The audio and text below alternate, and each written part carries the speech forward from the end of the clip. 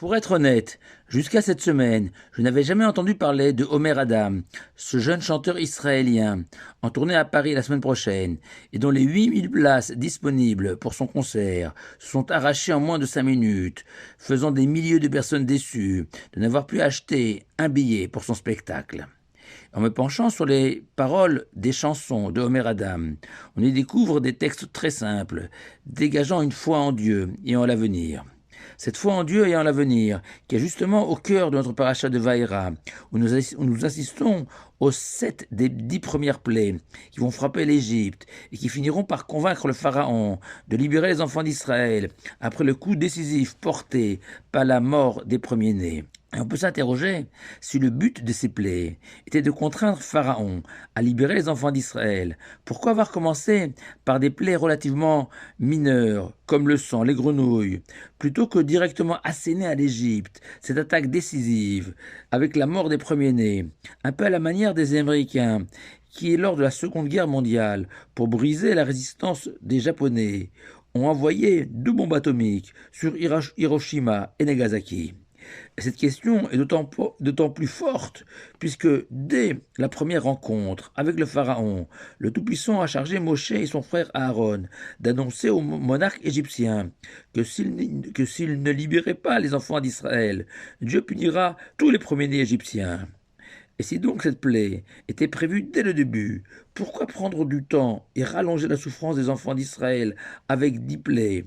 La dernière aurait suffi.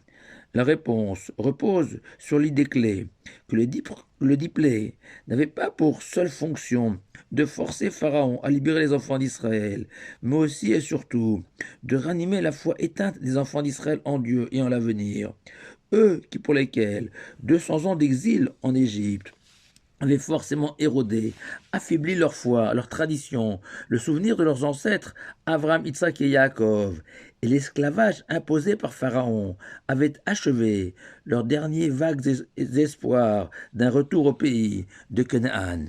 Et que la Torah elle-même confirme cette idée majeure, puisqu'au début de la prochaine paracha de Bo, l'Éternel dit à Moshe qu'il a infligé les 10 plaies aux Égyptiens, car ainsi les enfants d'Israël sauront que je suis le Tout-Puissant, seul maître de la terre.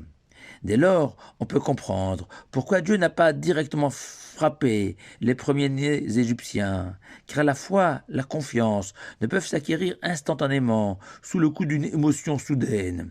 Non, l'aïmouna, la foi en hébreu, est le fruit d'une construction patiente, pierre après pierre, jour après jour, d'expérience en expérience, et que ce diplôme était autant de marches vers le sommet, une foi pleine et entière en Dieu et en sa valeur. Et c'est ce que nous révèle notamment Rabbi Houda le soir de Pessah, la nuit du Seder, en donnant un signe mémotechnique pour se souvenir des 10 plaies. Or, apparemment, Rabbi Houda, immense Tana, n'apporte aucune valeur ajoutée à l'histoire des 10 plaies, puisqu'il se contente de prendre les 10 initiales des noms des 10 plaies et les réunir en 3 groupes, Datsar, Hadash et Be'achav.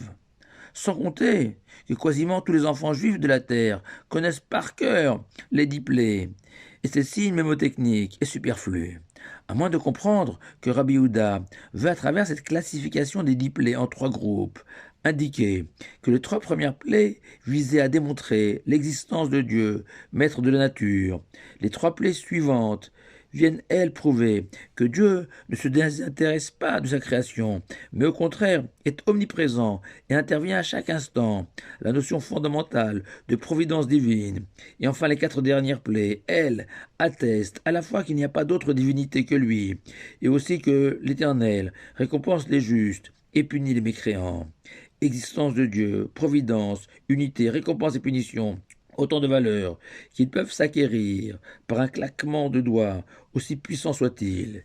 C'est aussi la raison du nombre de ces plaies, 10, qui forment un lien indispensable entre les 10 paroles avec lesquelles Dieu a créé le monde, les 10 commandements, les 10 paroles entendues par les enfants d'Israël au mont Sinaï, ces 10 plaies, comme une passerelle suspendue au-dessus des siècles et de l'histoire, que notre paracha de Vaïra nous invitera à traverser une fois de plus pour raffermir, bâtir notre propre foi en Dieu.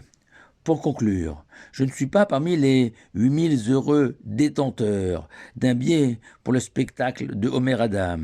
Je me contenterai d'écouter la paracha de Vaïra, ce Shabbat à la synagogue, à la choule.